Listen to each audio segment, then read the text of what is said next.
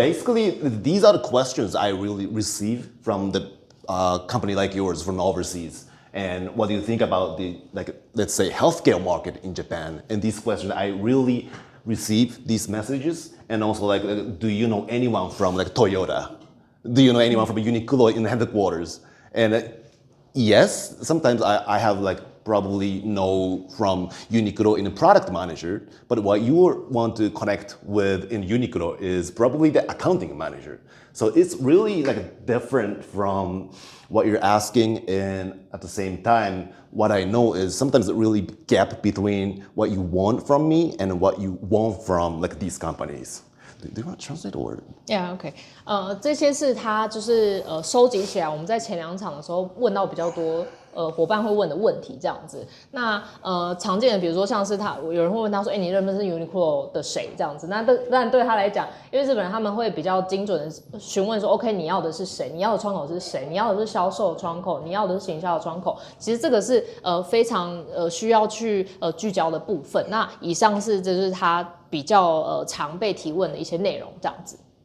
And some of them are exactly the questions that I have asked in an event in Kaohsiung. So in order to answer these questions, I need to explain details about what exactly we do as a business.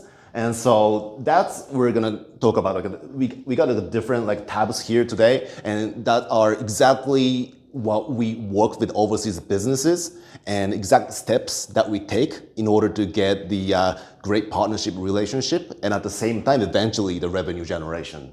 So that's what I would like to talk about today. OK， 所以大家问的前几场我们问到的这些问题，其实都是比较 broad 比较没有那么清晰的一些问题啊，当然可以解答，但是如果真的要找到问题的核心的话，今天我们大师班的内容啊，那大家可以看到现在分享的这个萤幕下面有很多那个不同的分页，那这些所有的分页，它每一个都是属于就是其中一个工作项目，就是包含在 research 这个部分，尤其是外资它要落地日本的话，那明永赏这边会协助他们去做比较深入的市场分析的部分，那大概会从几个部分来切入，那今天就会各个逐项的跟各位去解析说他怎么样做这件事情这样子。Okay, thank you. So the little bit timeline today is that I will explain what exactly I do to answer these questions and what exactly I do, and I will use that first 30 minutes to explain and how I do it, and then the rest of like 60 minutes I would like to answer each one of you to ask me the questions, exact struggle that you have.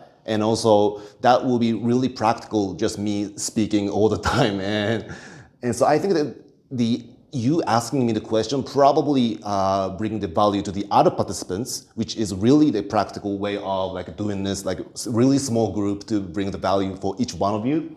And so that's my kind of intention here, so that try to like want you to understand what we do. So that's that. 所以今天的部分就是大概前30分钟左右会解释，就是他在做市场调查这一块可以怎么样去做切入，那每一页都会跟大家去做解说这样子。那后面的60分钟左右的时间就会留给各位就是企业，因为毕竟今天是大师班，所以各位在日本市场遇到的状况，或者说目前有想到的一些疑问跟问题，就会由明永赏一一的来为各位去解答这样子。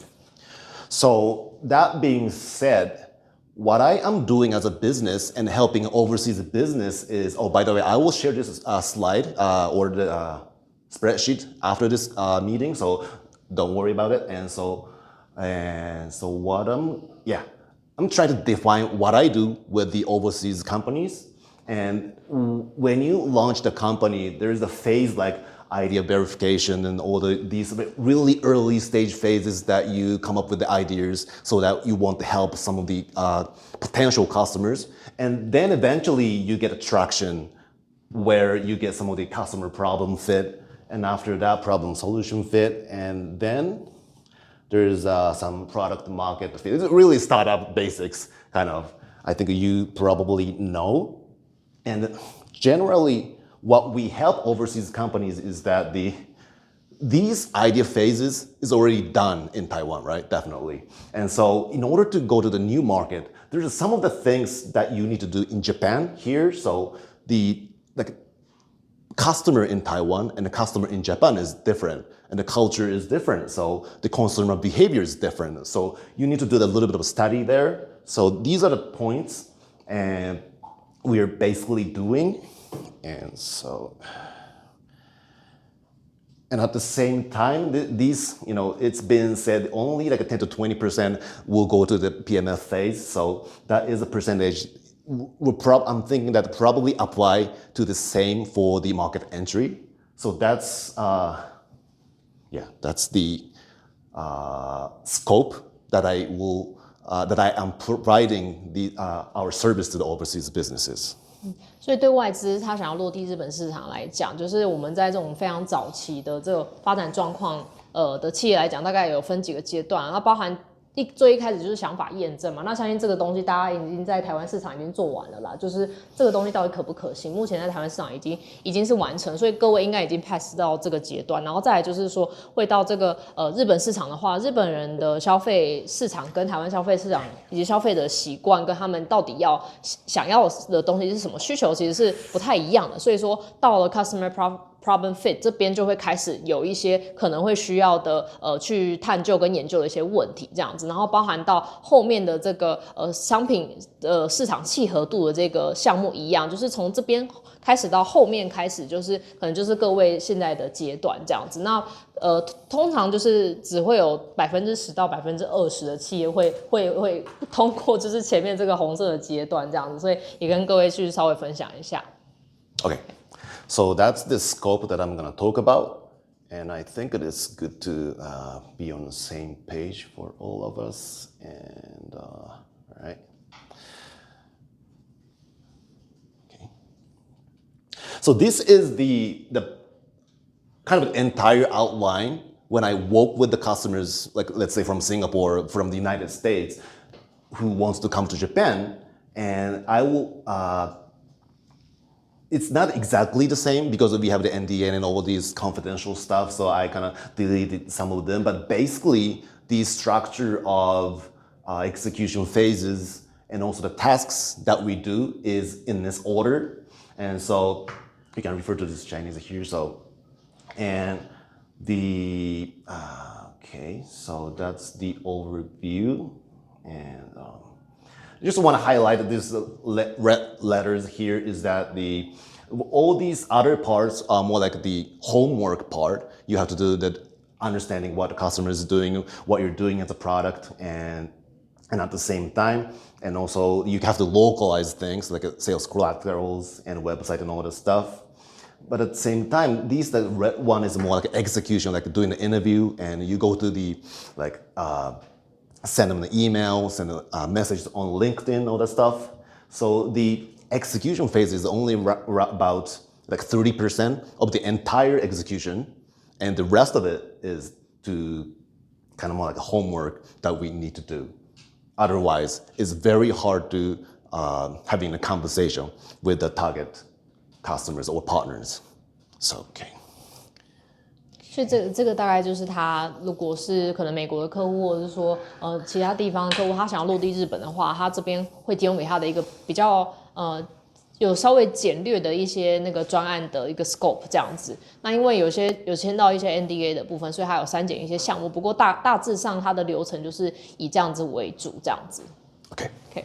So for the first phase is the planning, which is more like understanding what we do and who needs to do by when kind of thing. Probably you've heard this before. So I think in Japan, it doesn't have to be like this detailed, but each task is your promises, right? And then every time you complete a task by like deadline, you will get 1 credit from the customers. And that's like one by one, you accumulate all these like tasks, and then you get like credibility at the end of the project. So this is basically what it is. And sometimes like overseas companies are a little bit hesitating to like showing off all these transparent processes because Japan is a new market. It won't be the same as we worked in Taiwan. So it's going to be a little bit challenging to like being transparent like this. But I think the the transparency will like definitely increase responsibility to do all the processes by like deadline or certain time frame that you set with the customer, and then these promises kept over and over, it will create the credibility between like customers, Japan and Taiwan. So I think this is just one point out here is that I do it for our customers, and I want you to do it for the Japanese like partners as well, so that the Japanese companies can understand like what kind of resources they need to like get ready for, and they want to ask questions, and also these will ask questions, and also it doesn't have to be accurate, because every time we mapped out like, let's say like a software development project, it will delay all the time, right? And so it doesn't have to really like 100% accurate, but to like mapping out all the rough time frame is really one thing that I will do, and I always do with the Japanese customers as well. So that's a point here, what I like to mention here. 所以像这个算是这个整个专案的一个流程，然后大家看到就是它其实是条列的非常详细的。那通常台湾企业也是就是可能一般来讲不会做到这么详细的事情，但是他一样是会建议客户把这件事情给做出来。原因是因为就是你进入到一个新的市场，其实不只是你的客户想要了解你的产品或是服务，其实你想要合作的这个 B 端的企业，他也想要知道说 OK 他们这边也需要准备什么样的相对应的产品或是资料来跟你去做一个对应跟这个接应这样子。对，那这边看到就是绿色的点点，其实很像就是大家就在收集那个就是那个乖宝宝贴纸，这样就是如果你有做到的话，就是他会帮你就是标上绿色这样子。那当然有些企业他可能没有办法每个都做到也没关系，那基本上没有这边他就会去把所有他觉得应该你要提供的资料跟我们要做的事情落地的事情把它给条列出来，那我们去设定它的一个时间。包含是开始到结束的时间，大概是抓什么样的这个期程去走，然后把所有的时程给拉出来，然后这个对于他来讲，以及对于就是企业落地资本来讲，应该是一个非常好的工具，这样子。Okay. So going back to the outline, that was the generally like planning phase when we do with the customers, and the part of the input is sometimes for us to understand a customer's product, but at the same time, this is for the partner side, so that the partner can resell or distribute your products and services. So here input part of, I didn't really prepare these type because of the customer has all. So, and a couple of points that I would like to make here is that generally your company information, right? You have it, of course, on the website, and probably you have a sales deck included in it.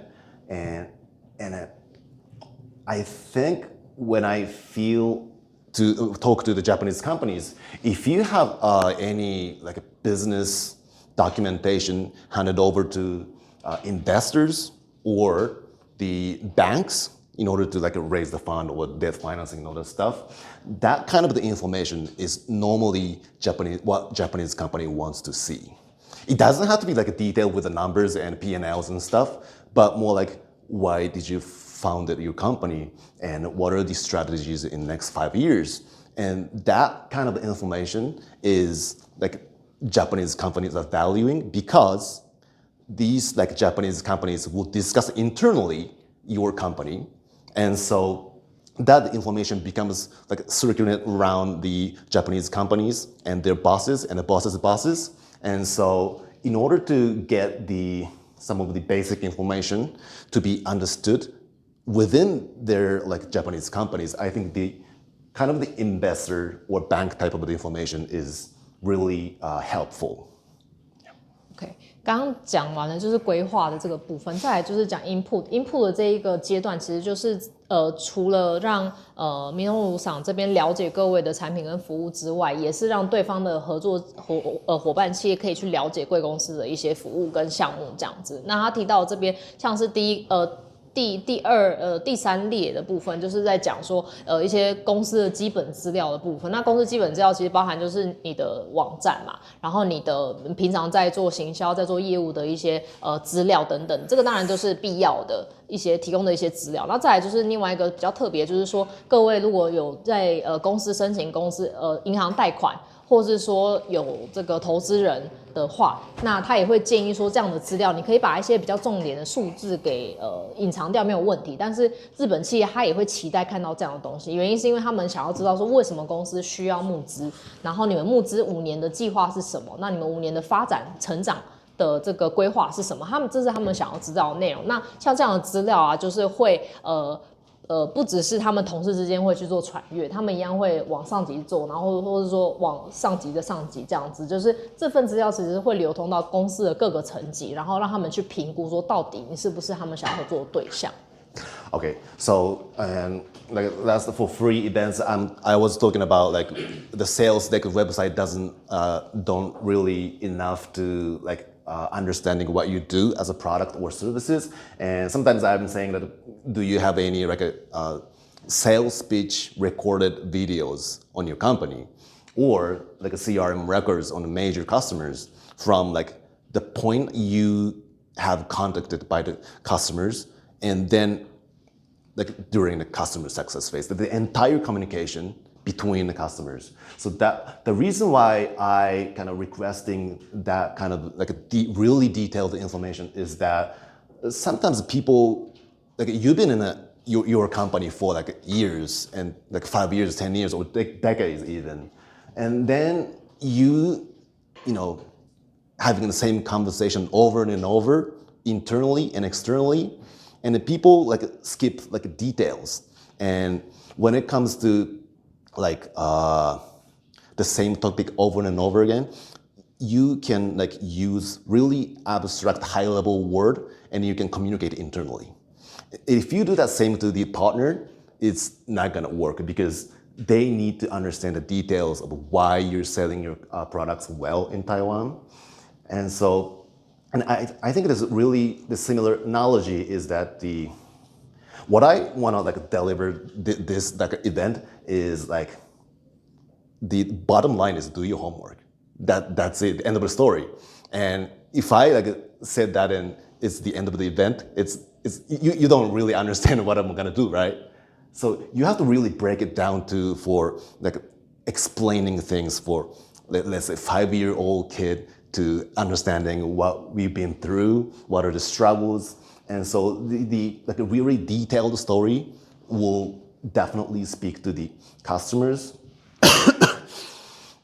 And so that's the reason why I really focusing on here on the input information is really significant.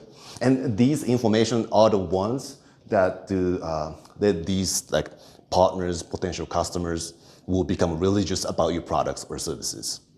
So that's that. 然后我们其实，在前2场讲座的时候也有提到说，为什么20页的简报其实是远远不够你想要就是 reach 到的这个B to B 的伙伴或者说合作伙伴，原因是因为他们其实没有办法透过20页简报去了解你的产品，甚至成为你产品或服务的信仰者这样子。其实我们一直在强调这个找到对的合作伙伴，他的其中一个准则就是说，找到这个人他真的是跟你一样相信你自己公司的产品或是服务是好的这件事情，这个是比较困难的。那他刚刚提到就是说，其实不只要提供20页简报，其实他会建议说，各位在业务拓展的时候，或甚至是你一个非常可能是一个指标性的客户好了，你们后台的 CRM 跟整个沟通的流程，从你开始接触，或者说对方的业务开始接触你，开始到这个案子 close 掉的所有的这个 email 啊，或者是说整个通话的一些沟通的流程跟记录，其实他都建议这个东西要把它提供给民用厂，或者是说提供给你们信任的这个供应商来协助你们去分析说，这个产品跟这个服务你们到底是怎么销售它，那这个客户你怎么样 landing 在这个客户上面，那可以怎么样去协助他们才知道说，日本人他可能会怎么样去协助你，因为其实各位做了很多场的这个业务拓展，我相信各位应该是就是本身可能就是 CEO， 或者说本身是在做业务的部分，你可能会已经跟很多合作伙伴去讨论过你们公司的产品以及合作的可能，但是大家会常常会 skip 掉就是细节的部分啦。所以说为什么他会建议说，所有的记录都要提供给他？因为他可以帮你抓取到一些你可能在跟他沟通的时候就 lost 掉一些细节，你可能觉得不重要，可是对日本人来讲，他们其实是非常重视的这样子，所以他才会提到说，在这个阶段的话，就是为什么所谓的这种业务的 code 的这些细节，跟他甚至是一个视讯会议的这个连接跟这个影片，其实是非常重要的，对日本人来讲是非常重要的，就是原因在这边这样子。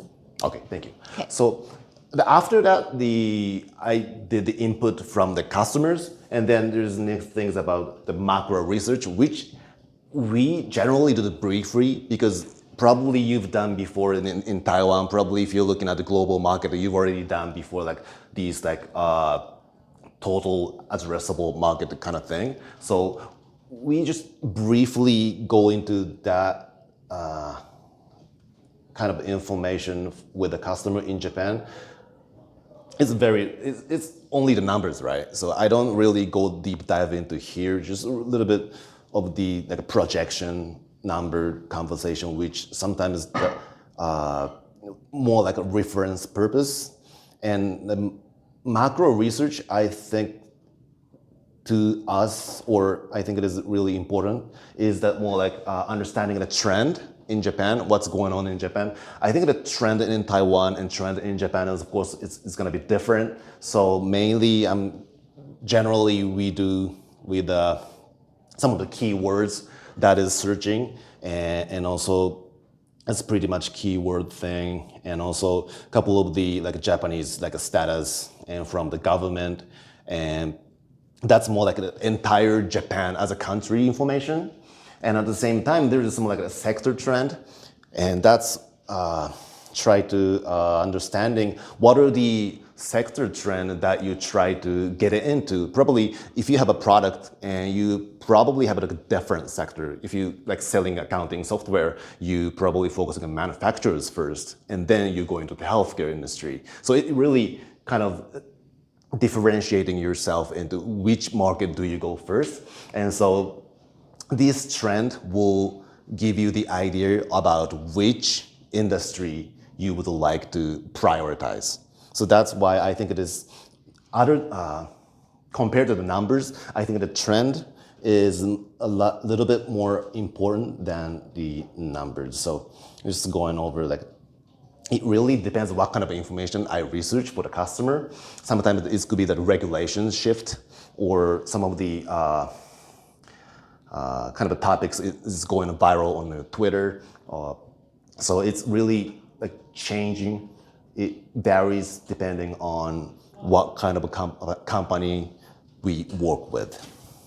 他这边提到的是那个，就是他在做市场规模的一个研究这样。那当然，刚前一页的话，它是秀比较多数字的部分。那当然数字是可以看到一些资讯的，没有错。但是他觉得说，你在找数据之外，应该要找就是所谓市场的趋势。他觉得这个部分对于企业来讲，可能价值会比较多这样子。那包含说，除了以日本作为一个市场的一个数据来看，纵观的数据来看，趋势来看之外，另外就是各位的产品或是服务在不同的产业上是不是有就是发展的趋势，这个部分也是在趋势这边可以去抓取的一个部分。那他刚举例的说，比如说他是一个做那个会计系统的软体，好，会计系统软体其实它可能在不同的领域来讲都会有发展的不同趋势，比如说在医疗，比如说在那个制造业，其实那你就要把制造业跟医疗这两个趋势分开来去做抓取，去看一下说它的应用的这个趋势到底哪一个部分是可以来做分析。那当然他今天秀的这一页的画面的话，它的帮不同客户做的不同的主题跟搜寻是不太一样的，比如说可能是某一个相关的主题在 Twitter 上面是现在是很热门的一个话题，那这个热门的话题它在走趋势是怎么样，或者说在不同的国家来讲，某一个产品它的这个趋势跟它的这个收入来源大概是怎么样去走，或者说在哪一个市场它是比较热门的。当然，以不同的主题来讲，今天秀的这一页的画面是不太一样的。不过总体来讲，大家可以观察到说，趋势的部分其实对企业家来讲，他可以看到蛮多的不同的切入点这样子。Okay, thank you. So then I think this is more like a brief research on the macro, and I think definitely the micro research is much more important than macro research. And so going deeper into the, let's say, research we did with the pricing part, I think it is more about understanding. This was like all like 10 competitors that they were having in Japan. And so they would like to compare like a function to functions, and at the same time the pricing, how are they like structured, and try to comparing their function, the product apple to apple. So that's something that we did for the customers. And the final part of the project, we kind of comparing the pricing for the, what are the landscape in Japan, so that the customer can understand which function is outsmarting other competitors in Japan, the stuff. That's the one thing. And I think for you guys to like going really deeper into this type of competitive research is, I think it is challenging. Probably that's one of the reasons why overseas companies are hiring us, because we have of course the consulting firm in Japan. So on behalf of like you as a consulting firm, we will directly like reach out to these competitors, and then we have explaining this is a research purpose, and then we will kind of receive their presentation on the like meeting. And sometimes I would say like 50% of the Japanese companies is not really disclosing their pricing on the website, and also the sales deck as well.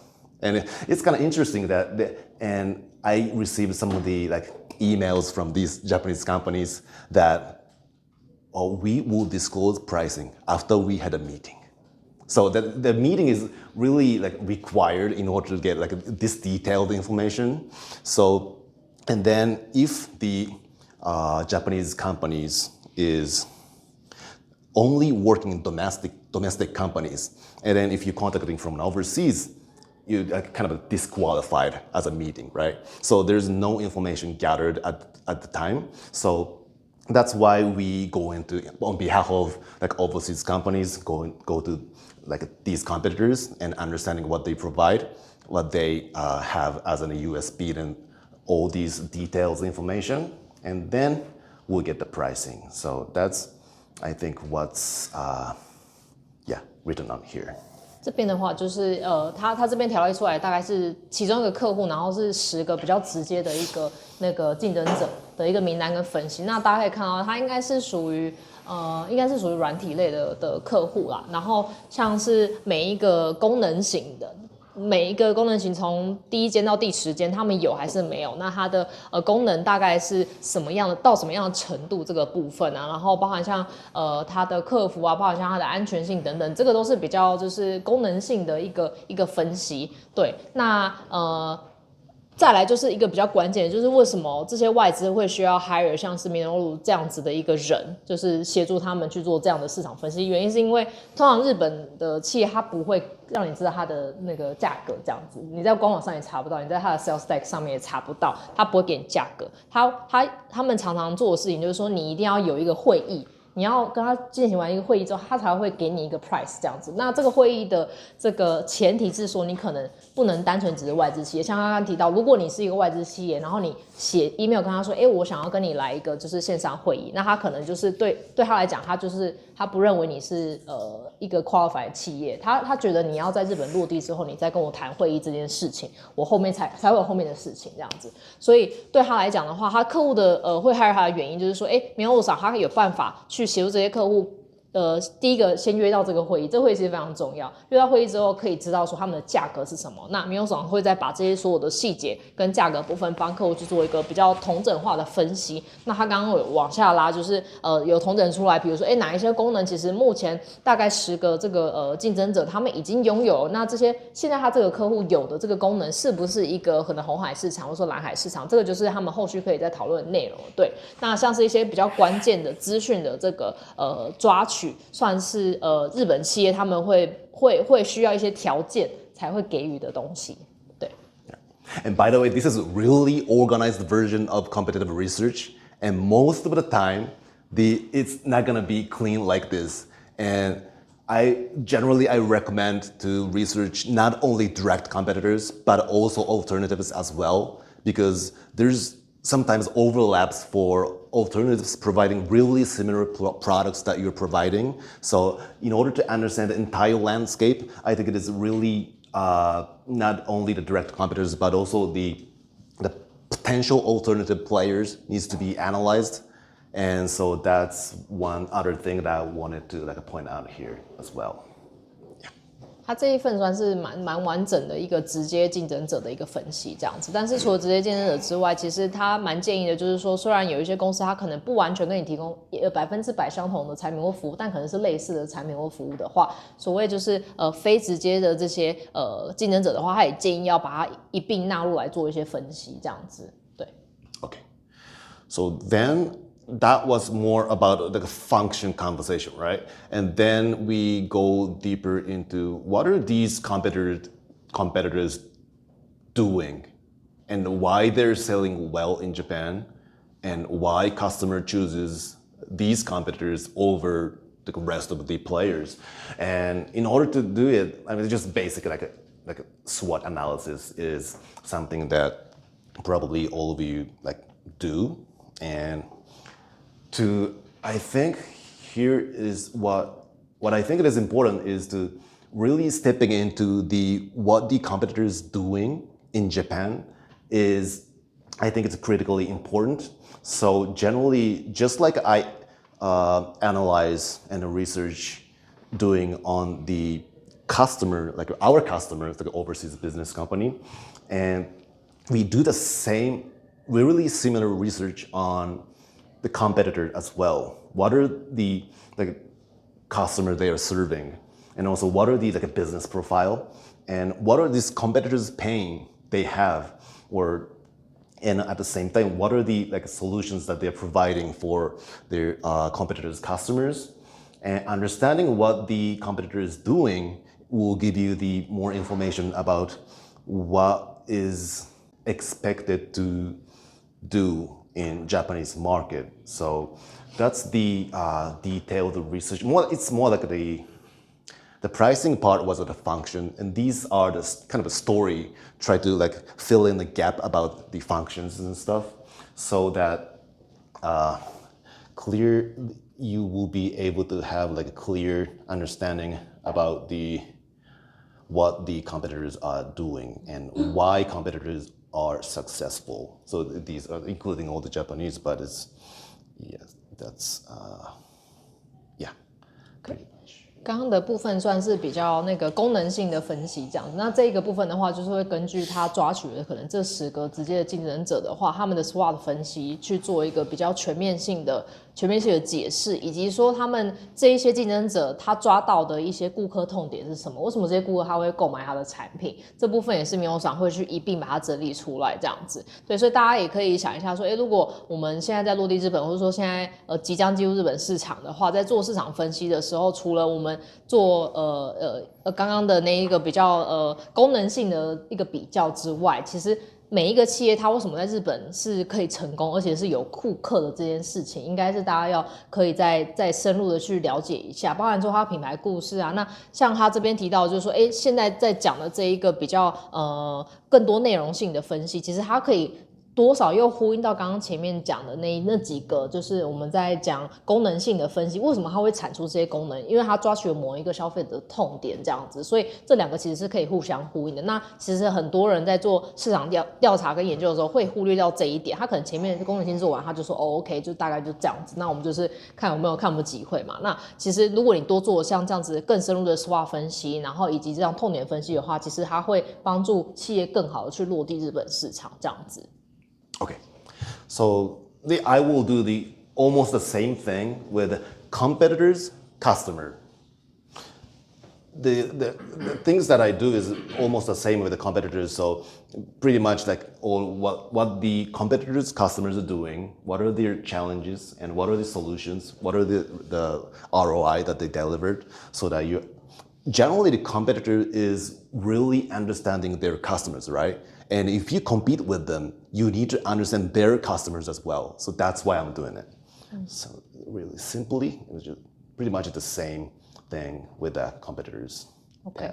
所以大家在做完那个竞争者分析的时候，有时候会忘记再去做他们竞争者的这个顾客这样子，因为你如果是同样性质的产品或服务，你要去跟这些竞争者竞争的话，其实你在 serve 可能是同一群人，所以你要研究的是这些竞争者他的顾客的一些痛点，以及他为什么会购买这些产品背后的一些动机。其实这个有时候是大家忽略的。我们做完竞争者分析，我就忘记我还有顾客这件事情这样子，所以他这边也会跟刚刚做竞争者分析做一样的事情，那只是说现在的这个对象是顾客，这是客人，C 端的客人这样子。Okay, and then going to the interview thing. Generally, when we require to do the interview with the potential prospects or customers or partners, we like design all these like interview thing, creating a hypothesis and creating the questions so that we will be able to have ideal response from these like interviews. But my point of view for interviewing is like really try to avoid paralysis by analysis type of thing, so that you don't really too much focusing on the research and I need to prepare this, I need to prepare that. And if you go in too much for that route, it's gonna be, really slow you down for the process of the execution. So that's something I would like to point out here. So yeah.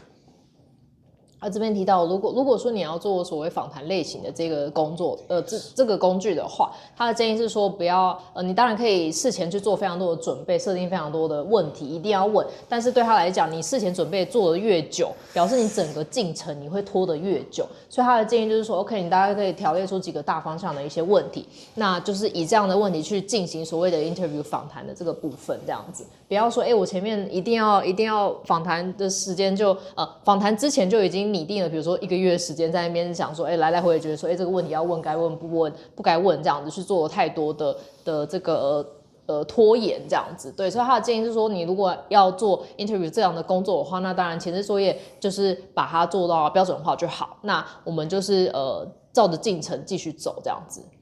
Okay. Thank you. And And next part, localization. I really like this part, and I hope you like this as well. Right, so do I use AI? Yes, I do. So, so basically this is like, I've used like a deep, try to have the generic old translation and the Gen AI stuff there. So, and also the prompt that I use to like translating. Well, by the way, this sample company is that the Singaporean company that reached out to me, and we didn't really have that project going on, so we're just using this company as a sample. And this is the corporate description of this company, and I think the translation for everything to me is it works, and I think it is probably. You can use these tools definitely, but there's one point wanna make. So this company right here is the direct competitor of the Singaporean company, and this is their sentences of the corporate explanation, really brief explanation of their company. And what I see is. So, no doubt this sentence is supernatural, And these are the expressions, some of the only the Japanese can use. And these are the, it's a little bit obvious that you used technology or someone who doesn't know the industry. So these are some of the like red letters that I kind of highlighted out. So,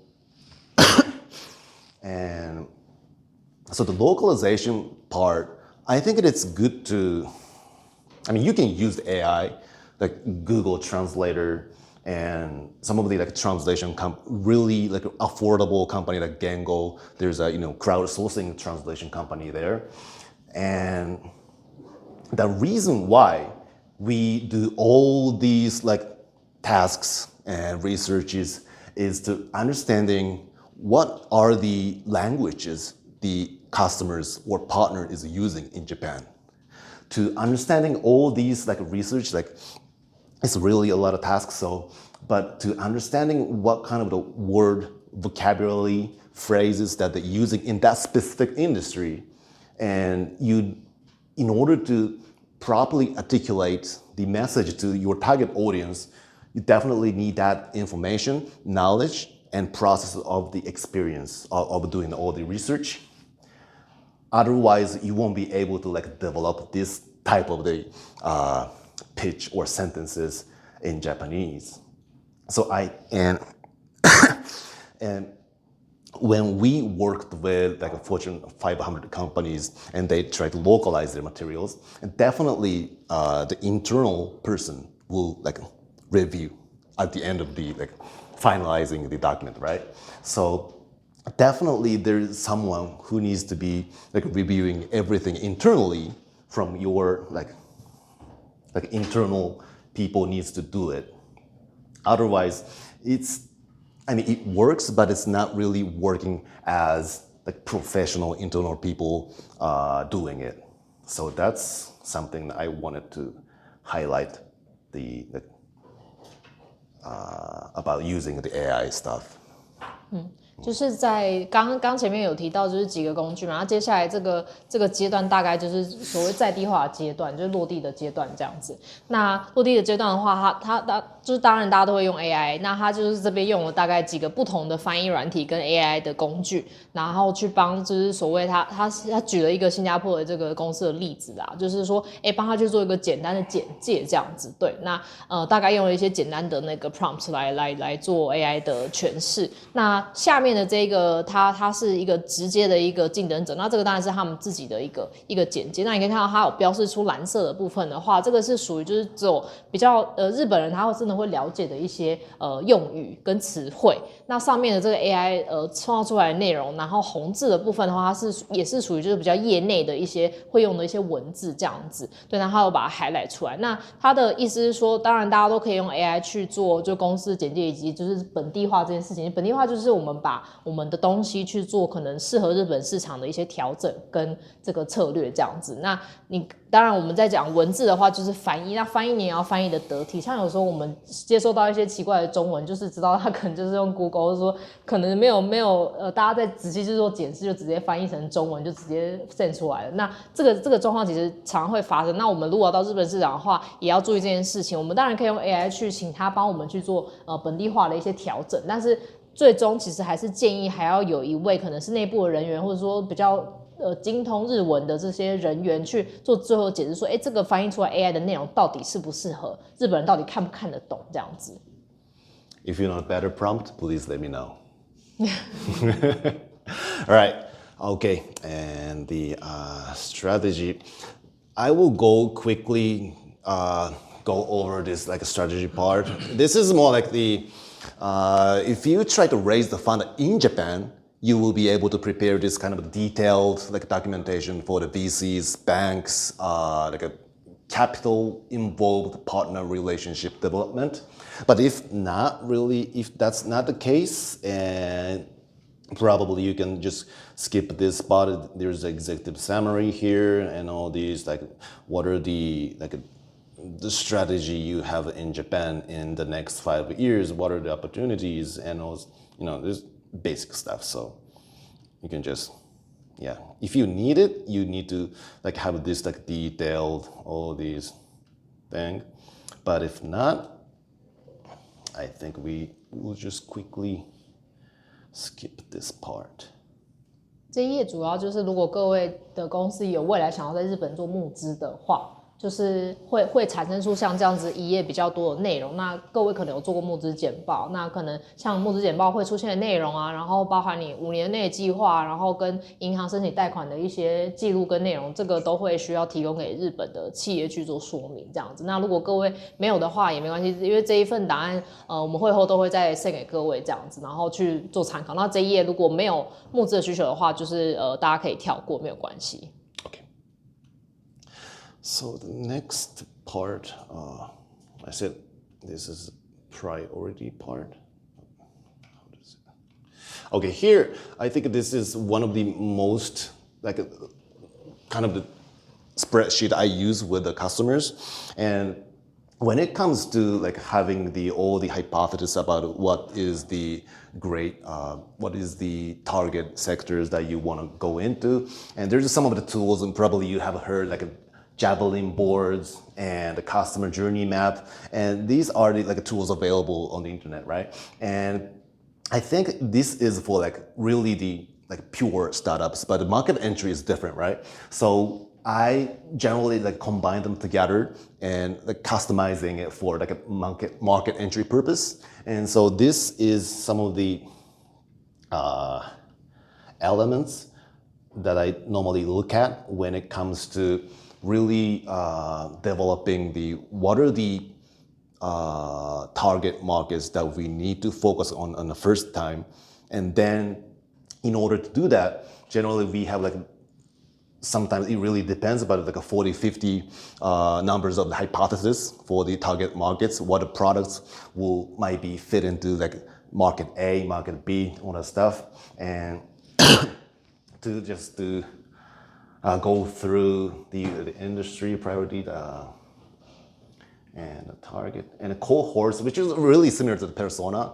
And I think to like developing these cohorts is definitely important, because even if you want to like target Toyota, there is no person like Toyota, right? There is a Mr. Suzuki at Toyota in like product department, and he is the manager and have like 50 team on his division. So that kind of really detailed information needs to be written down in here, so that we can like iterating if this target like hypothesis is really right or not. So that's, and also I think the pretty important part is whether the customers has paying as the Taiwanese customer does. And you have definitely going to the Japanese market, you have some assumptions, right? And then you go to the market and try to like validate if that assumption is right or wrong. And then after like having conversation with the Japanese companies, written down the facts and whether the product is really fitting into that target market, and if the solution really fit into the target customers, and that's great. But mostly it is a really long process you have to go through, and if not, we'll definitely go think about a different strategy and try to different angles. And it's really kind of like a lot of work stuff here. So there's no failure here. I think it is one hypothesis is not working, and then you have to come up with another. And until things get successful, you keep doing this, and then you will be able to find a sweet spot that your product will be really fit into the target market. 这边的话就是提到说，可能各位的产品或是服务在多个不同的产业里面会会有切入点这样子。那他会建议说，把多个产业的切入点把它给列下来。那当然，在列下来的之外，就是大家要做一些排序，例如说哪一个产业可能是跟你现在的产品或者是服务最适合进入这个市场的产业，先把它列在最前面。那它就是它的整个优先顺序就在最前面这样子。那再来就是说会条列出来，比如说你想要怎么样去销售，你的销售方式是 B to B、B to C。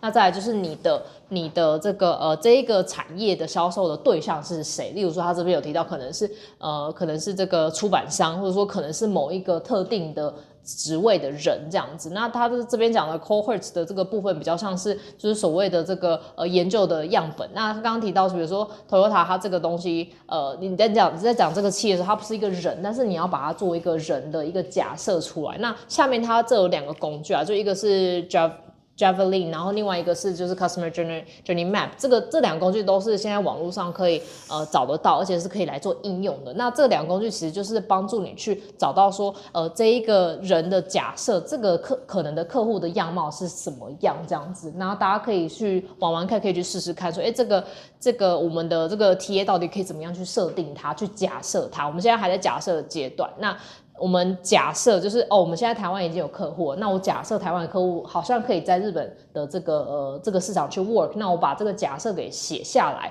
那假设之后就要做验证，那所以验证的部分就是各位一一的去比对说 ，OK， 我假设就是日本它可能是 for 比如说出版社的客户好了，它看起来是可以成我的客户，但是我真正去验证的时候发现说，可能不行，或者说我真正去验证说日本人他的痛点是什么，可能跟台湾客户的痛点是完全不一样的，那就把真正验证的这个结果给同时把它写下来。那再来就是说，回去探讨一下说我们的这个解决方案跟真正的这个 facts， 就是事实上到底有没有吻合。真正的日本市场，它对我们的产品或服务到底有没有需求，到底有没有兴趣，这个就是也是同时会把它给条列下来的原因。那如果大家在假设跟验证的这2个过程中发现有落差的话，那就是在策略上必须要重新的去检视说，那我们的产品或服务是不是要做一些调整？我们是不是还是找错了 TA， 还是找错了不同的这个产业，是不是要去做一些调整的空间这样子？那如果说策略方面一直发现有断层的话，那就要重新的去检视我们刚刚讲的这每一个流程，去看一下说到底要调整哪个部分，可能 tune 对了，那你就找到你的这个 sweet spot， 就是你的甜蜜点，那你就找到你的可能的客户跟切入点了，这样子。对。Okay. Then more like the execution phase. If you want to find a partner, there is some list, you'll be able to find, and of course we'll be able to find that. But I really, when it comes to the phase of not finding the product market fit, I've never find these let's say here is the system integrators list, about 200 of them, right? And I've never thought these kind of the list at the first phase is really practical. And what I normally do is the reason is because we have really diverse company, and let's say, we have agri-tech companies here, right? And how do you define your company with the sector, right? The agri-tech company is categorized as agriculture, but at the same time, it could be information technology company. And it's really hard to differentiate and compartmentalize the one sector that the company belongs. And then what we generally use is a tag, and also but probably you use keywords. And let's say the agri-tech company using the image AI, and that image AI, the phrase itself is a tag, I think, and based on the tag, you will research, you Google it, or you using deep research on it, and then you will be able to find some of the exact company that you're looking for. Otherwise, system integrator is really vague phase, and sometimes a bigger company has multiple divisions and child companies and stuff. So if you laser focusing on the tags and the keywords in the specific field, then you will be able to find, and easier for you to find the exact target that you are looking for. And also in Japan, there was some like curation website that is listing companies like this. And what was this?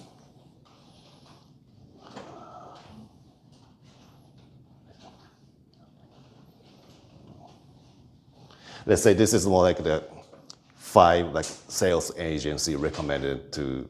This is a curation, like a website that listing some of the companies in Japan, and below that, well, yeah, this is some of the like company details here. So I think the curation website is much more effectively able to discover your target customer, which exactly what I do for my clients. So I think that this is just for your information type of thing, but it's something that you might want to keep that in mind. 如果提到就是我们在找日本的合作伙伴的话，通常就是会产生这样子的一个名单出来啦。但是他这边提到就是说，如果大家的那个阶段还是在比较前端，就是混沌的阶段，就是我还不知道我的那个产业是什么，然后我还不知道我的客户样貌是什么的话，那可能在这个阶段的话，你的这个在找的公司就会比较失准一点点，因为尤其日本的公司很多是比较大企业，有系统，它里面有很多个部门。那比如说像如果是医疗的，那它可能某一个大公司，它就是其中的医疗部门，可能就是你的客户，但是你光看这个公司的名字，你可能不知道它是做医疗的，这样子会有这样的问题产生。那所以他的意思是说，如果说各位可以再更聚焦，去做比较这个精准的定义，说，我要的产业是什么，然后以及我要的这个公司规模是什么的话，那其实你在找，比如说他刚刚秀的这个网站的话，你在找资料的时候，可以更清楚的去找到这一份 list， 它是会比较有效率的，会比较有效这样子。对。Okay, thank you.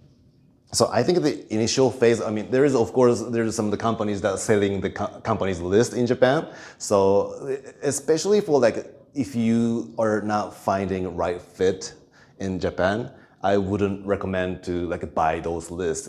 Probably sometimes it works, but most likely the money that you spend on buying those lists doesn't really like effectively working on like validation phase. So I think instead of buying the list, I would recommend it manually. You like go to the research using a deep research AI, and then try to find out what are the exact sector that you need to go into. So that's that. 就是讲到这个部分，他说日本也有很多企业他在卖那个客户名单给你这样子，然后他的意思是说，你当然可以买，但是对他来讲，他不建议买，他觉得买的这个效率是比较低的这样子，尤其是那个他可能对于产业别的部分不是那么的清晰的状况下，你买这个名单，其实他就是价值可能没那么高啦，这样。那他的建议是说，那你不如就是多用一些 prompts， 然后去跟 AI 对话，然后了解说，到底我的产业别想要 focus 在聚焦在哪一些产业别，再根据这样子的内容去用刚刚的那个网站去找到你想合作的公司，这可能是比较有效的方式。Okay, thank you. So the last but not least is about what exact message that I send to the prospects, direct customer prospects or reseller prospects, and we'll develop these like sentences from scratch based on all the research that we've done, and crafting the message based on the cohorts that we have as a main segment. And also the channel sometimes is going to be LinkedIn, web form, like contact form on a website, and title, and these like sentences. It's in Japanese, but basically that's for all these like different segments, we developed a different type of text here.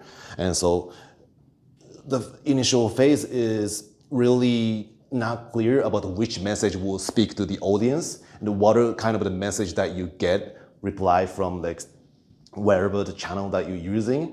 And in Japan, it is basically restricted to like bombard with the email using like, probably you heard of like hunter.io, kind of the, email gathering, like massive email software is not, I think it is illegal in Japan. And at the same time, LinkedIn isn't really working in Japan. So it becomes really hard to finding the right contact person in Japan. So, and recently I found that the web form is still working, even though probably the CEO of the company is not gonna looking at the web form inquiry because all of the spam is coming into the web form as probably you guys receive as well. But if you craft the right message and kind of point out what they're struggling and what they try to solve their pains, and then literally we receive emails from CEO. Thank you for sending the inquiry form, and we would like to have a meeting because that's really interesting. So that's really positive feedback we receive generally. And of course, the conversion rate of sending these web form emails is not really high, but it's still, I think it's really effective. And also, LinkedIn part, I would say compared to the English-speaking world, I would say 30% of the population is using LinkedIn. So I think it is, but I still get the feedback from LinkedIn if I doing the sales navigator email kind of thing to the Japanese people. I do get receive responses, and that connects to the meeting, and then we're gonna do some POCs and stuff. So it works, and I think these are the ones I generally use, and OK， 这个部分就是接下来我们一样是在验证这个阶段的话，要开始去写信跟我们可能的经销合作商或者合作厂商去做联系的话，就是这个部分大概是他也会条列出来说哪一个我们研究的这个对象是谁，我们要传授这个对象是谁，然后他是在哪一个这个产业别。那再来就是说，我们要透过什么样的方式去联系他？他这边讲的 Web Form 的话，比较像是就是他们可能是在官网上面的联系表单这种东西。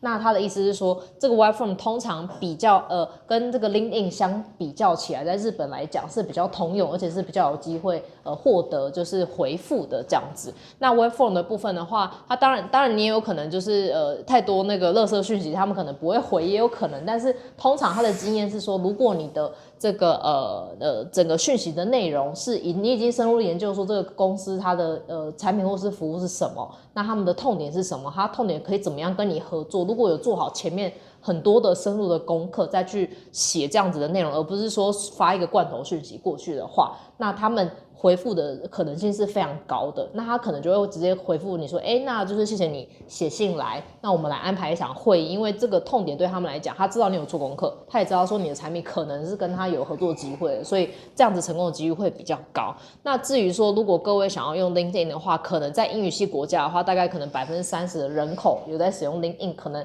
如果是要前进英语系国家的话，用 LinkedIn 也是一个方式。那一样就是讯息的这个内容也要可以去做，应该是说要做非常多的事前功课，而不是说发罐头讯息去做这件事情。那一样，如果是英语系国家的话，他们在 LinkedIn 的回复上会比日本还要再好一些这样子。Okay, thank you. So hear this message, and when I crafted it the first time, I edit 10, 20 times until I get the great response. So it's like an iteration again. You get, probably this is one first draft is a hypothesis. This message will probably speak to the client, and if not, you will change it and until you find the right message. So that's generally what we do. It looks like really clean and organized, but when we work with this file, it's gonna really messy. So that's because just we don't understand what kind of message speaks to the target. So we have to try this, try that, and if it works, you continue doing it. If it doesn't, we just change a different angle until you get a successful message. And when you find really, this message works really well, and then you really double down on that. And that's when you probably need to buy the list, because you understand the exact pain point that they have as an industry, And if you buy that list, then you will be able to use the same message. So it's like a templated message. You can like scale it. And until then, it's really a lot of work to like changing it over time. But I think this is most like cost-effective way to get a positive response from your target resellers, direct customers. Yeah. 通常他说这个讯息也不是说一次性的撰写就会成功的，他们通常这一个档案就是现在看起来很干净，可是他整理过了，就是通常这个档案应该是非常混杂，然后有非常多版本的讯息这样子。那他的做法就是说 ，OK， 这样的讯息散出去没有效，那我们就来调整那个角度啊，然后来调整整个讯息的内容，直到就是成功为止。那如果成功的话，我们知道 OK， 这个讯息可能对这个产业来讲的 target 是有效的。那在这个阶段之后，你对刚刚我们前面讲买名单这件事情，可能才是有真的是有意义的这样子，因为你就知道说 OK 这个产业它的痛点是什么，我已经抓住了，然后我的讯息大概可以怎么样去撰写，我大概有一个简单的模板出来，那我再去买这个产业的名单之后，你再去 send 类似的讯息的话。对你们来讲也比较省力，那它也不会比较像是罐头讯息，就是会比较失败率会比较高这样子。所以他意思是说到这个阶段，你如果真的有成功了，你再去买名单这样子。Okay, so that's basically the entire big picture that I went through, and the last kind of the big picture like advice from me is that the tasks that are required to do these are really like separated from like research and research and also the localization, which probably require a translator. And at the same time, if you want to do the interview, you need to work with a research company. And then if you really want to validate your hypothesis is working or not, you probably need to work with like a sales agency in Japan so that these guys making a phone call or sending an email to the Japanese companies. And and also the messages as well, they need to like come up with the ideas and stuff. And if you like separate each like elements to the different company, I think it is really a lot of work for educating them again. Well, you like educate them in a research company, and then next thing is you educate like a localization company, and it really takes time and an effort. And I would recommend you to like place the one person responsible for all of this, so that the one person will be able to have like a deeper understanding about what you do and why you sell well in Taiwan and why you're going to Japan and how that's going to be possible. And all these information needs to be like combining together for the single person, probably you as a CEO or probably like a CEO, whoever you trust the most. I think assign the person who is responsible for all this. Otherwise, I believe things get really messy and disorganized. And at the end of the day, well, going to the new market is hard work, and we wouldn't do that. That's really something that I really want to avoid. And that being said, so I think that's the rough overview. So would like to receive some of the questions from you. OK， 所以就是大概前面的时间我们在讲解这一份档案。那他的意思是说，就是我们在前进日本的时候，可能就会经历了这几个需要做到的一些工作阶段，这样子。那包含像是我们在做市场调查的时候，我们可能就是要 hire 日本当地的一个市场调查的 team 或是公司来做这件事情，或者甚至是刚刚提到 interview 要做访谈这件事情，就是你必须要请一个人吧。对，那再来就是你可能要在做 localization 的话，你可能就是需要当地行销的公司来帮你做在地化这件事情的转变跟调整。那验证的部分，你可能就要找到，比如说一样，可能就是市场调查公司，他去帮你一一的去打电话给可能经销商跟代理商，跟他们介绍你的服务，然后再去验证说这个市场到底对你的东西有没有兴趣，然后有没有空间去做这件事情。所以大家在在做这件事情的时候，其实你发现你委托了很多不同的公司，那你每一次跟不同的公司接触的时候，你就要再讲一次，说你公司到底你的产品跟服务是什么啊，他们公司的背景啊，故事是什么，其实这个是非常累人的，所以他建议的方式是说，你就委托一位，或者说你们就统整是一位一个人员，你信任的人员来帮你做这件事情，去对所有的窗口。那可能是公司的 CEO，因为他可能最了解公司的状况。那也有可能是你们信任的一个，比如说日本的业务啊，或者说日本的伙伴来帮你做这件事情。那你们就不用说哦，我每次对一个我就要全部的东西都要重新再讲解一次，重新再沟通一次这样子。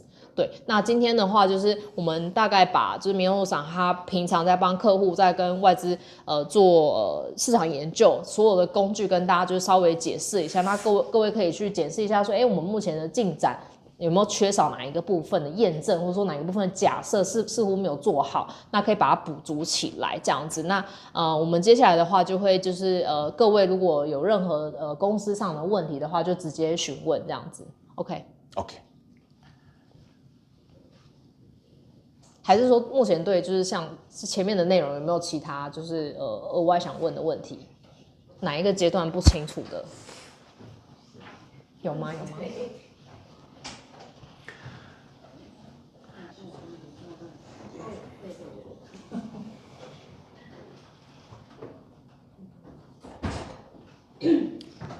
有吗？ Question time? Yeah, okay. yeah. Just to adding to one point here is that I think Yeah. okay. So hiring the country managers in Japan is like two parts, I believe, and someone from headquarters does do all this, and then after that person found the product market fit, and then that's when they start hiring stuff in Japan. And I think that's the one way. So, and without having product market fit in Japan, hiring salesperson doesn't really work well. And sometimes it works because the country managers knows some like exact connection that the company wants to go into. And that time it works, but normally it doesn't. So hiring process is, I think, really the later phase of this. Yeah. 他这边提到，就是我们现在在做的所有事情，通常就是总公司会做的所有市场调查，然后验证假设的部分。那你真正的找到你的这个 market fit， 你的这个市场的利基点在哪边之后，你才会开始去 hire 日本的业务，或者说日本的这个代表去帮你开始开拓生意。通常是这样的顺序会比较合理。那如果像是企业它一开始就 hire 一个日本伙伴的话，其实是蛮不精准的这样子。对，他通常是建议一定要先找到一个市场的切入点之后，再去 hire 一个人这样子。OK。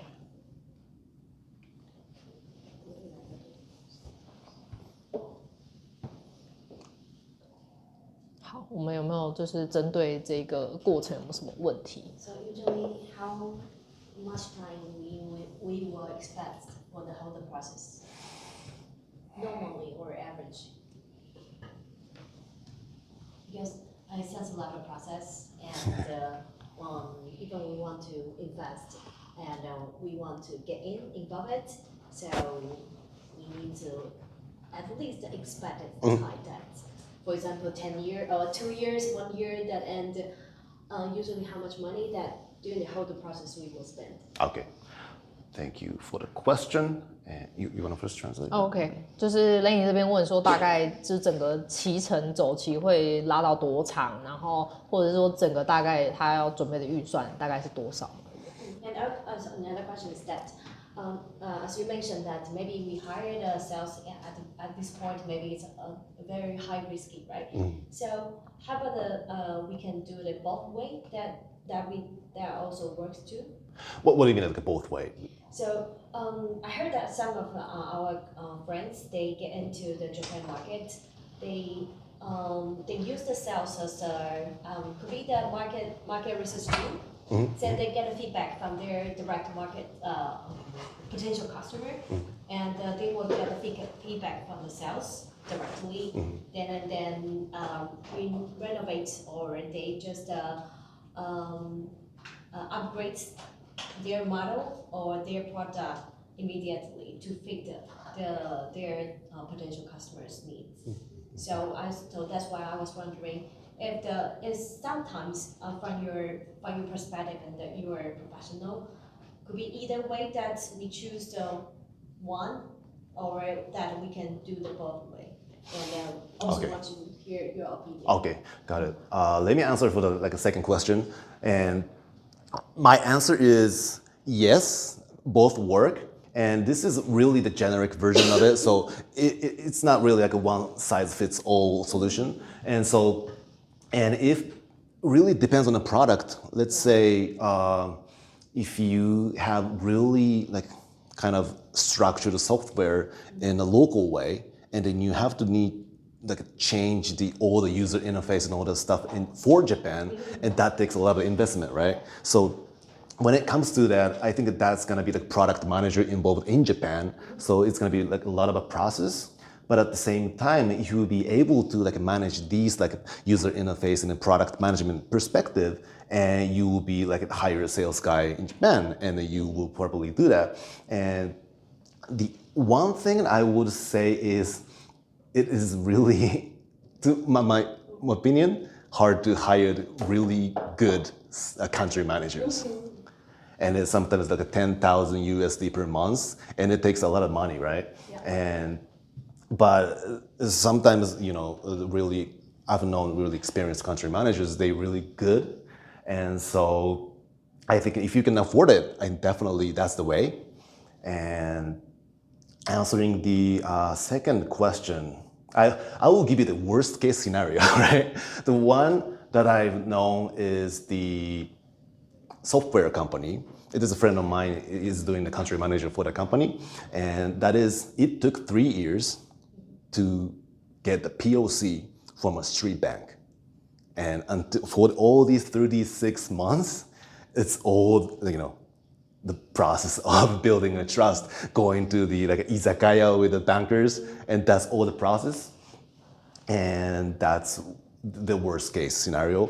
But in a fastest way, let's say an e-commerce company, or let's say really like light software kind of thing, it will take, I would say, at least a year or so.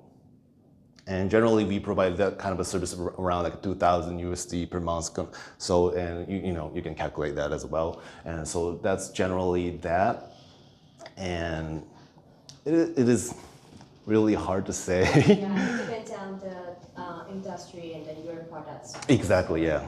Let's say if you want to go to the gaming industry, and that's going to be really fast, right? The people are young, and they decide faster. There is no politics within that gaming company. If you have a really spotting the great pain points that they have, and they really want to solve it to pay it, and then that's going to be really fast. But I mean, it's really hard to find out the pain point. I think that's what we struggle as well for our customers as well. And so yeah, that's really the ballpark figure that I can give you. 所以像启程的部分，他就是分享说，就是他有个朋友，就是一样，他是做软体，然后他的那个目标是日本的银行业这样子。那日本银行业因为里面的官僚体系是复杂，就是所以他花了3年时间才拿得到窗口的资讯这样子。所以他过去36个月的时间，就是在可能就是跟那个银行去建立一些友好的关系这样子。所以这个是一个比较极端的案例，就是如果是走日本这种体制比较多官僚的这种产业的话是这样，那当然一般产业的话，它是抓可能就大概1年时间左右，你才有可能就是可能约到会议啊，或者说找到关键的这个窗口来联系这样子。对，那至于说那个费用的部分的话，就是他说通常如果你要 hire 一个就是当地的一个专员，或者说等于是当地的一个这个代表的话，大概他的那个薪资 range 大概是1个月1万块美金。左右，所以如果说各位想要同步进行，就是我们总公司做市场调查的同时，想要再 hire 一个人在当地去做市场的验证，当然没有问题，但是也要把这个费用给考量进去。就是如果是 hire 一个当地的专员的话，大概是就是$10,000一个月这样子的一个薪资，可以去想一下说，公司愿不愿意去投资这个部分？那如果觉得说 OK 的话，当然两边齐头去进行是没有什么不行的。他刚刚分享的这个前面的内容，就是它其实是比较一个常规式的一个研究跟分析，还有验证的这个过程。然后当然每个企业可以去做一些微调跟调整这样子。那当然没有他这边的服务的话，就大概一个月大概是$2,000左右这样子的服务，去帮你去做市场规划市场开发，然后等等业务联系的这样的一个项目。这也是给大家做一个参考，就是以一个日本供应商或者说日本公司去提供这样的服务的话，大概是$2,000一个月这样子的一个服务。对 ，OK， 有没有其他的？没有一些问题？怎样可以去找到？就是，比如说我们现在已经有合作的客户，他可能是贸易商，那我怎样去？我可能就是会就是也是想说，那我也找贸易商，然后去切入，可能比较容易这样。对，但是就是刚刚提到的日本公司，其实规模很大。对，他可能他官网我看到他是医疗公司或者是什么光电的，但是我不知道他其实他下面有在做其他的这些业务，那这些业务是符合我们需求的一个产业这样。你说要怎么去找，是不是？对。Okay. So Cindy was asking if they wanted to get in touch with like big corporations, and in the big corporations you have like different divisions, right? So if they wanted to target one of the divisions, how do they know that this company has this division and that might be their target? Do you have like a specific company that you are thinking about? 你有就是现在有找到哪一间公司可能是？比如说那个Toppan はい。他们也是做印刷的嘛。印刷，对，那他其实就是之前在展览上有找我们，然后去问一些印刷相关的东西。那但是我们在他的官网就是发现他就是完全就不是那个印刷产业的内容。Okay. So she said that on the website it doesn't have any mention about printing service, etc. So they cannot find any information about that. But they got in touch with them during the exposition and was asking some information. So Toppan. Yeah. And she wants to having like an alliance with them. What is the objective? 你是想要跟他们去合作，还是说有什么样的交流这样子？就是像这，当然对，就是想说，就是看我们有没有一些他们需求的产品，我们可以分享合作。但是他只是我们在展览上有认识，要取得联系，这是 OK。但是我是想说，我怎么样再去延伸另一个活动，或者类似性质的课。Okay. So she wanted to ask like for examples like Toppan, right? This kind of companies that they don't disclose any information about like printing related, which is related to them. How can they find those companies that might be a good partner? Okay. Got it. So Toppan, I think they have like over like 10,000 employees, like a very huge organizations, and they have like a holding company, and they have like probably like 50 like child companies. And it is from the website. If you're looking at the holding website, that's gonna be almost really hard for you to like identify which company you need to talk to. And so in that point, I think the Toppan has really multiple divisions, and like two different ways I would do is that one is to going to the holding company headquarters and try to look for corporate planning division, which generally they do merger and acquisitions, and also thinking about entire holdings optimization as a business operation. So if they are looking for a partner, and they will be able to reach out all these 50 child companies that they have, and so they will be able to connect with you from the corporate planning division to the like child company exactly you are looking for, like let's say printing company within the organization. That's the one. And the other part is from the website, you probably be able to, I think I'm gonna take a look at it if there's any like companies for you. And so let's say if we find a printing company that really relate to your like partnership objective, and then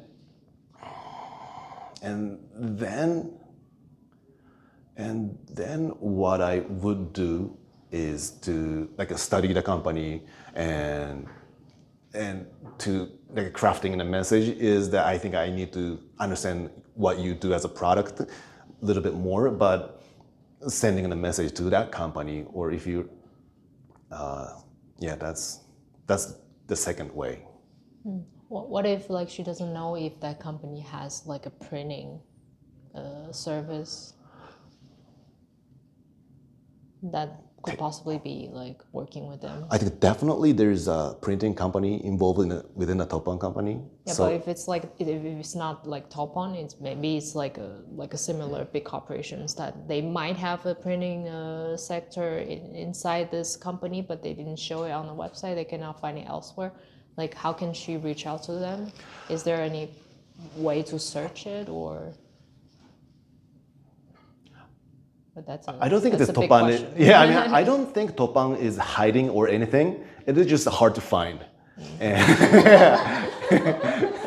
you know what I mean? It's like, like a big corporation, like multiple, websites and so many like a child company, below their holding website.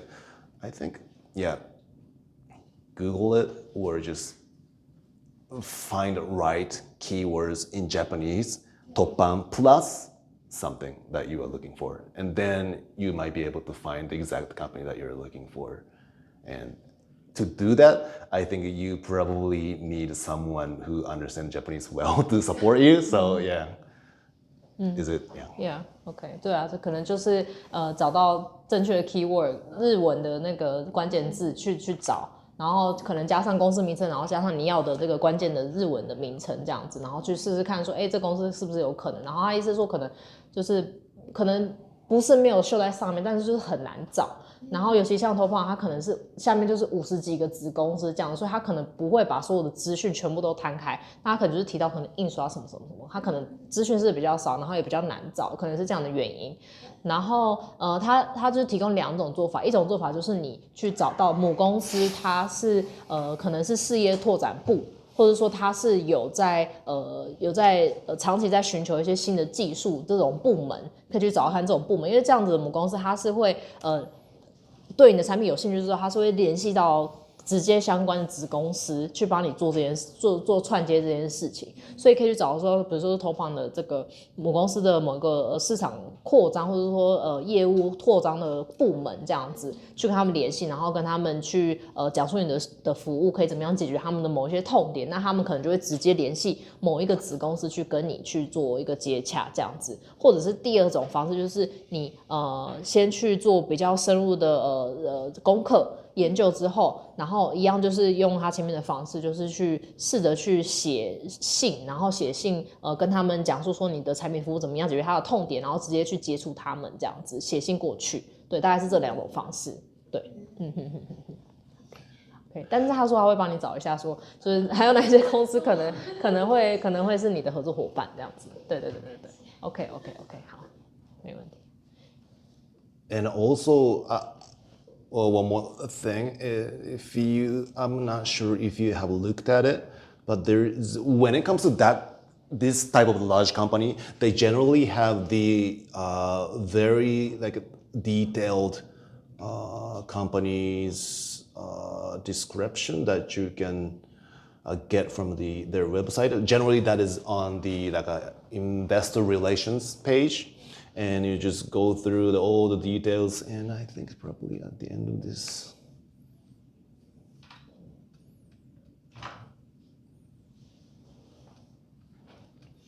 I think they will list all their group companies within this report. So.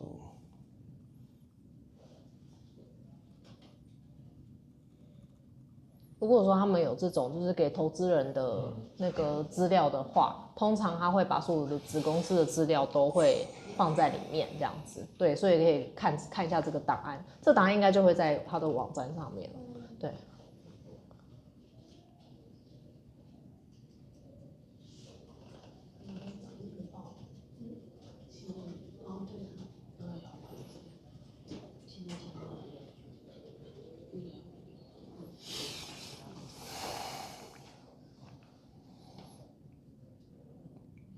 Let me take a look at it.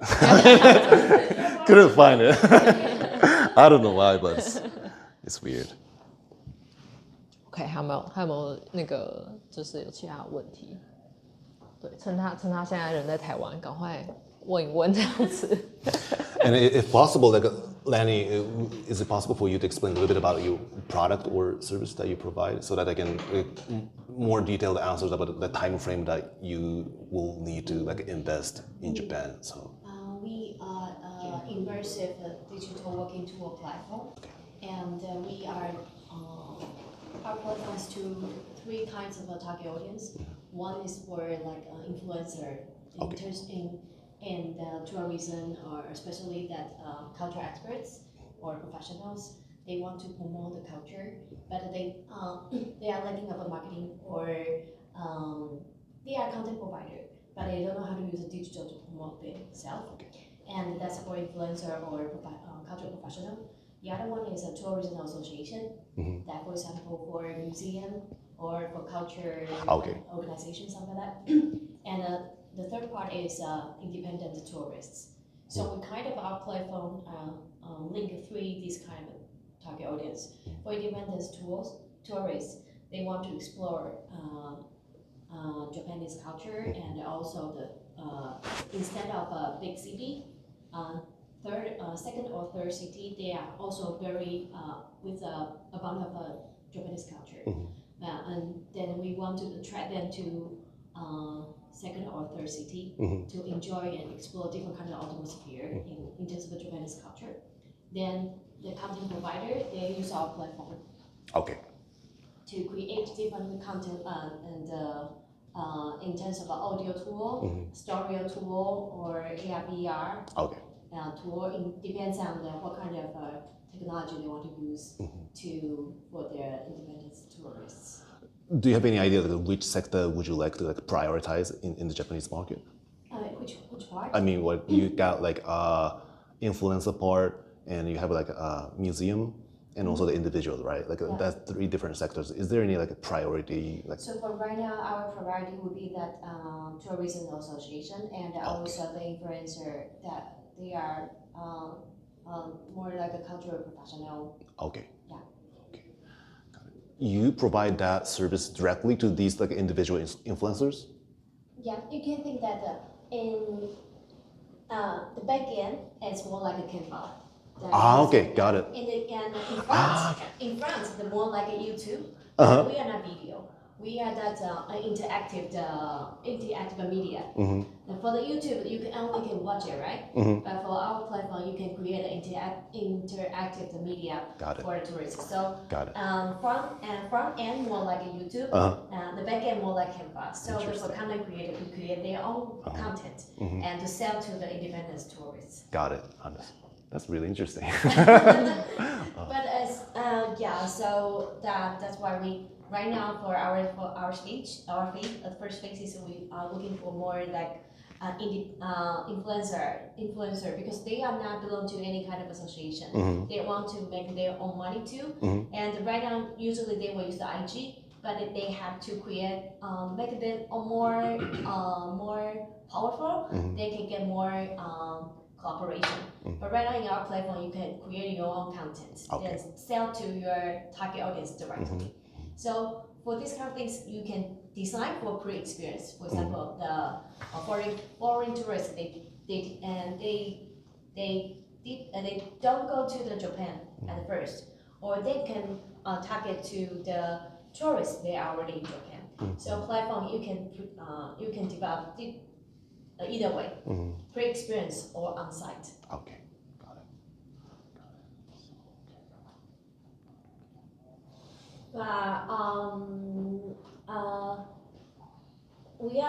But to be honest, we try to reach to the tourism association. JNTO? Yeah, and also, for example, the Xinjia and this kind of organization. And also, I remember that in Kyoto, they have the Culture Assets Preservation Association. Okay. Yeah, because we kind of can not only for tourists but also for the digital cultural heritage preservation. Got it. Because we just noticed that we went to Kyoto many times, and a lot of tour guides, they know the temple or Xinjia, they're already 70 or 80 years old. And for the young generation, they don't know how to guide, or they didn't pass down this kind of a knowledge. So that's thing that we maybe at this point maybe we can help them, and also to explore and to expand and to attract more young generation to be more interesting in Japanese culture, but not also for the Japanese, but also for the foreigners. Got it. Yeah. So you're having the conversation with these Kyoto organizations right now? Maybe next month. Okay, really? Yeah. Wow. So we have a partner looking help us to looking for some organization that we can work with. Okay. Yeah, and also right now I have 5 to 6 influencers. They are doing more like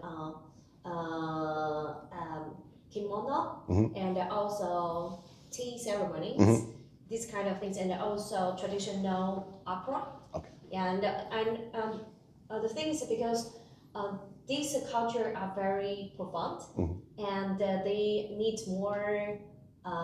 Usually they need translation, but also for the winery, but they don't have the translation or translator to get to help the foreign tourists to get into what's going on. For example, I went to Odeon beer. Oh, really? Okinawa? Ah, got it. But they don't have the English tour.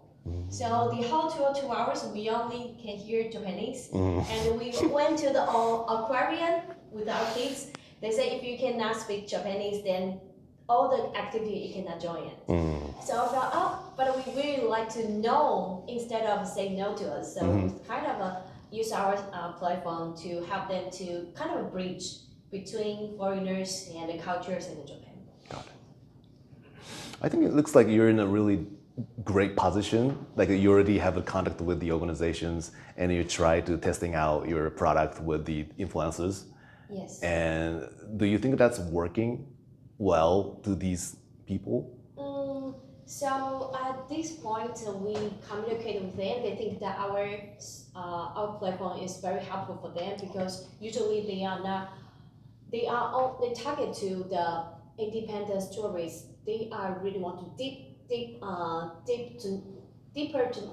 getting deeper to know Japanese culture instead of a travel agency. Because the travel agency, they just stop by very quickly, and also maybe for the first time, the tourists they go to the Japan for the first time. But for the deeper that they want to really immerse themselves in the Japanese culture, so they think maybe our tour can help them in terms of language barriers, and also for the influencer, because for the tour guides or influencer, they have a rooftop, for example, the physical part of the time.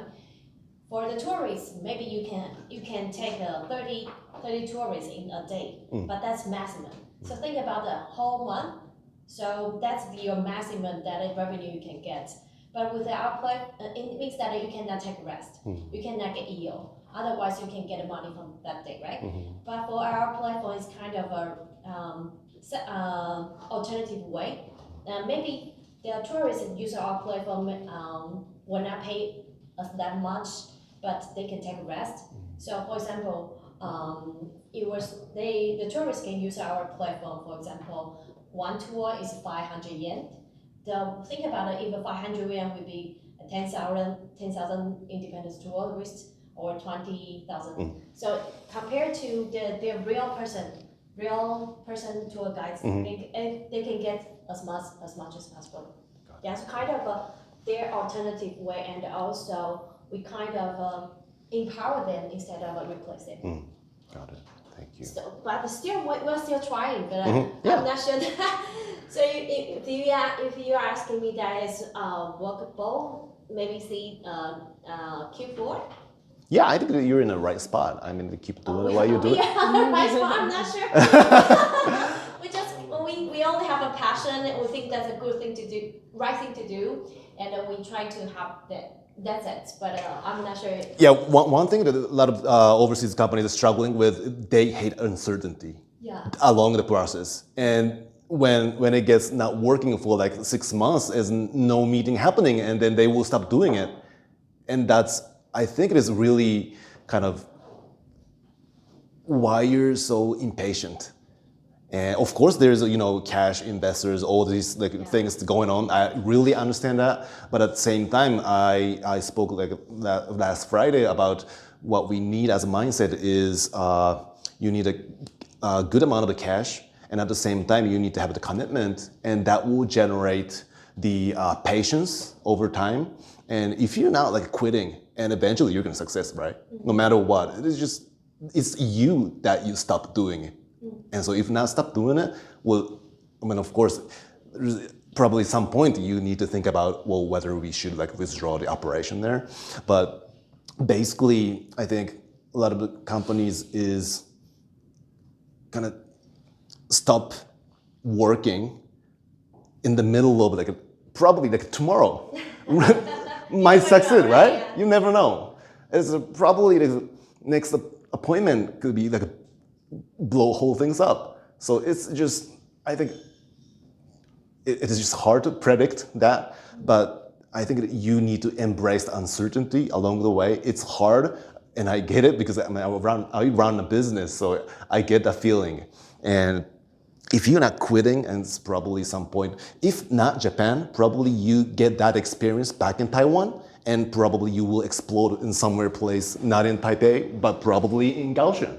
So that's whole the experience is always like your knowledge experience and stuff like that. So yeah, I get the struggle, and I think that I'm really in the right spot. I believe, yeah, you get good partners and stuff. So I was since you're asking that, I was wondering because in terms of this kind of products, it would be better to have the collaborate with the Japanese company as a agent or an agency or a distributor, or we should set up our local company, or it depends. I would say if I were you, I would directly go talk to these agencies, how they react to your product.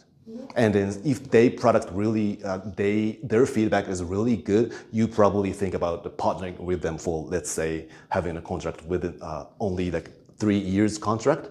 And then you will probably, after that, you will thinking about to like having your entity after the 3 years end of the contract.